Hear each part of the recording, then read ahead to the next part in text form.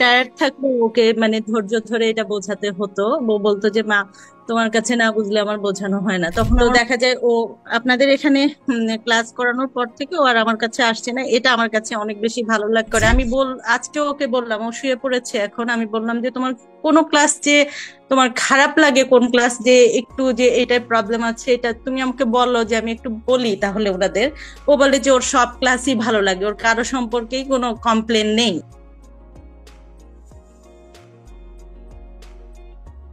Mahbuba সুলতানাকে unmute করবেন kindly. শোনা যাচ্ছে আমাকে? জি, শোনা যাচ্ছে। এসপিএস ফিউচার টিমকে আমি ধন্যবাদ জানাচ্ছি। আপনারা খুব সুন্দরভাবে মিটিংটি পরিচালনা করছেন। আপনারা সকলেই অনেক ডিসেন্ট। এই প্রথম আমি আসলে আমার মেয়েকে অনলাইনে ভর্তি করিয়েছি।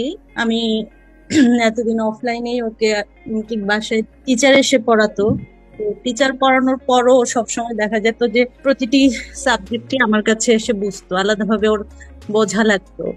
তো যেটা মাঝে মাঝে আমি খুব টায়ার্ড থাকলে ওকে ধৈর্য ধরে এটা বোঝাতে হতো। ও বলতো যে মা, তোমার কাছে না বুঝলে আমার বোঝানো হয় না। তখন আমার মনে হতো যে আমি টিচার রাখলাম আমার একটু রিল্যাক্সের জন্য, কিন্তু সেটা আসলে হচ্ছে না। কিন্তু এবার হচ্ছে আপনাদের আসলে আমি অনলাইনে আমার মামাতো ভাই, সে আমাকে সন্ধান দিল যে আপু তুমি হচ্ছে গিয়ে অনলাইন ক্লাস ভর্তি করে দাও, তাহলে দেখবা যে অনেক কিছু ওখান থেকেই শিখতে পারবে। তো সেভাবেই আমি ওর কথা মতো আপনাদের এখানে ভর্তি করলাম, এবং ভর্তি করানোর পর আমার মনে হচ্ছে যে এখন আর ও আমার কাছে আসে না।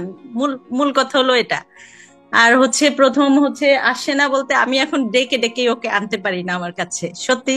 আপনাদের আসলে আমি বললাম আমি প্রথম অনলাইন ক্লাসে ওকে দিয়েছি। তো তো আমি আসলে কাউকেই চিনি না। আমি প্রথম প্রথম সবার ক্লাসই আমি দু একটা ক্লাস, দুইটা তিনটা ক্লাস প্রথম প্রথম হেডফোনে আর কি ক্লাস করতো।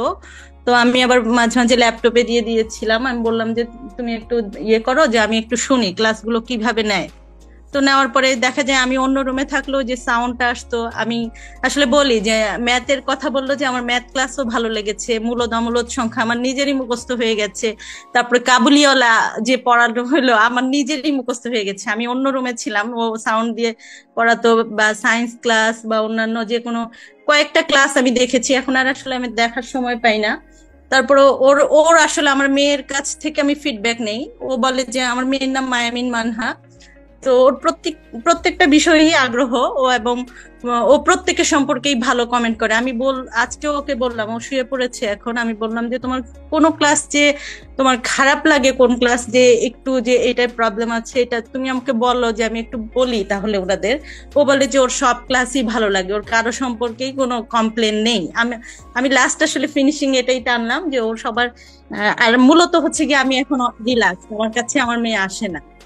আমার এক ছেলে এক মেয়ে। আমার ছেলেটা ছোট, আমি ছেলেটাকে একটু সময় দেই এখন।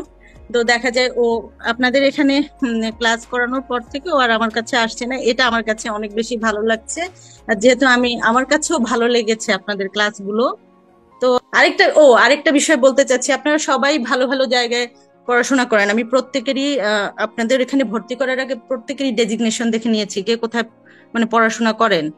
তো আমার মনে হয় যে আপনাদের ক্লাসের শেষে 5 মিনিট হলেও আপনারা হচ্ছে, যেহেতু সব প্রত্যেকেই ভালো ভালো প্রতিষ্ঠানে আছেন, সেই হিসেবেও যদি ওদের একটু মোটিভেশনাল স্পিচ দিতেন, যে আম, কিছু কিছু মোটিভেট, যে তোমরা এখানে পড়লে এটা হইতে পারে যে আসলে পাবলিক ইউনিভার্সিটিতে পড়ার বা পাবলিক মেডিকেল বা যে পাবলিক প্রতিষ্ঠানে পড়ার যে মজাটাই আলাদা, বা এটার ফ্লেভারটাই যে আলাদা।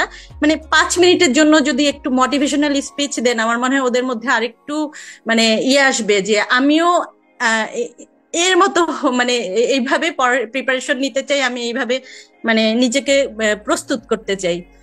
আর বেশি কিছু বলবো না, অনেক সময় নিয়ে নিয়েছি। ইনশাল্লাহ পরবর্তীতে আপনাদের সাথে কথা হবে, এবং ধন্যবাদ আপনাদের সকলকে।